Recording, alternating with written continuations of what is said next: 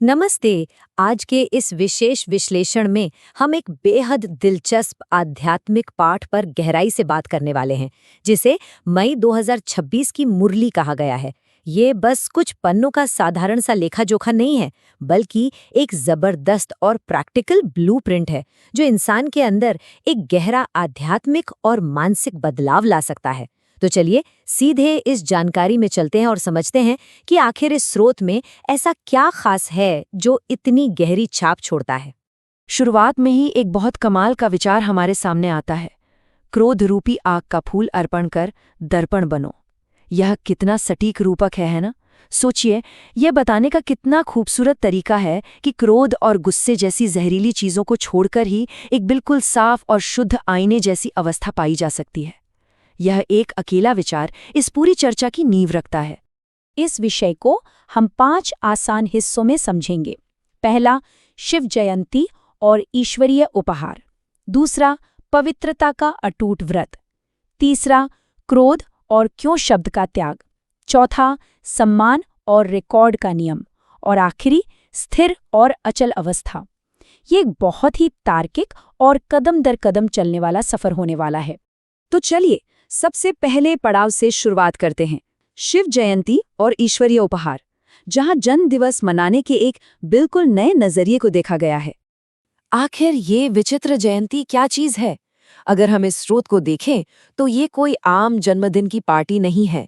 इसे एक हीरे जैसा अनमोल उत्सव माना गया है, जहां ईश्वरीय शक्ति और आध्यात्मिक अभ्यासियों दोनों का आध्यात्मिक जन्म एक ही साथ मनाया जाता है। इसे एक अकेले इंसान का जश्न ना मानकर सबका एक साझा और ऐतिहासिक मील का पत्थर माना गया है। ये विचार ही अपने आप में बिल्कुल अनूठा है। अब आते हैं दूसरे हिस्से पर, पवित्रता का अटूट व्रत, जो कि हमारी इस भौतिक दुनिया की सीमाओं से कहीं आगे की बात है। अक्सर जब पवित्रता की बात होती है तो ध्यान सिर्फ शारीरिक नियमों पर जाता है, लेकिन यहाँ सच्ची पवित्रता का दायरा बहुत बड़ा है। ये पाठ सिखाता है कि पवित्रता सिर्फ बाहर नहीं, बल्कि मन के विचारों में, बोले गए शब्दों में, रोजमर्रा के कामों में और यहाँ तक कि हमारे आपसी रिश्तों में भी साफ साफ झलकनी चाहिए। एक तरह से देखा जाए तो ये जिंदगी जीने का एक बहुत ही समग्र स्टैंडर्ड है। 21, जी हाँ 21, ये नंबर यहाँ एक बहुत ही हैरत अंगेज और शानदार वादे को दर्शाता है। पाठ में ये स्पष्ट किया गया है कि अगर सिर्फ एक जन्म के लिए पूरी पवित्रता का ये संकल्प धारण कर लिया जाए तो उसका आध्यात्मिक फल पूरे 21 जन्मों तक मिलता है। जरा सोचिए, ये एक ऐसा परिणाम है जो सच में गहराई से विचार करने पर मजबूर कर देता है।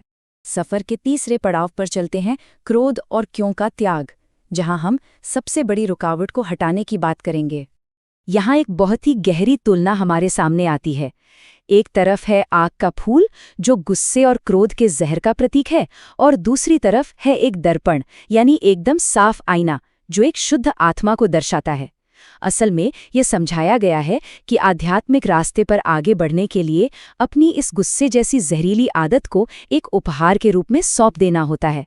तभी अंदर से एक बिल्कुल साफ और निर्मल आईना बना जा सकता है। इस हिस्से में मानसिकता यानी माइंडसेट को बदलने की बात की गई है। जरा गौर कीजिएगा, जब भी मन में क्यों का सवाल आता है तो उसके पीछे फालतू विचारों की एक लंबी कतार यानी कतार लग जाती है, जो बस हमारी ऊर्जा को चूस लेती है। पर इसके बिल्कुल उलट, जब हालात को देखकर कमाल कहा जाता है तो अंदर से खुशी और स्वीकृति आती है।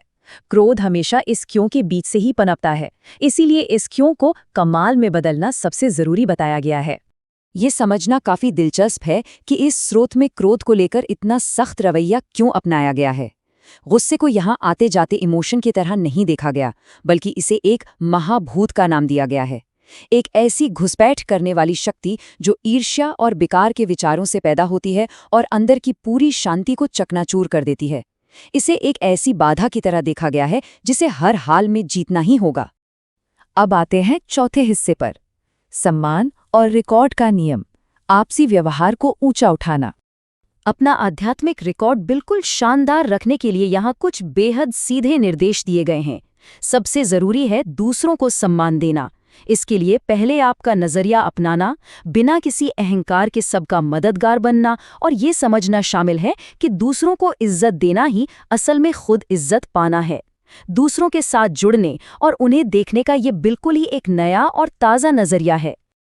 और अब हम इस विश्लेषण के आखिरी और 5वें मुकाम पर हैं, स्थिर और अचल अवस्था, जो कि सर्वोच्च आध्यात्मिक लक्ष्य है। तो आखिर ये एकरस स्थिति होती क्या है? इसे कुछ इस तरह से समझा जा सकता है।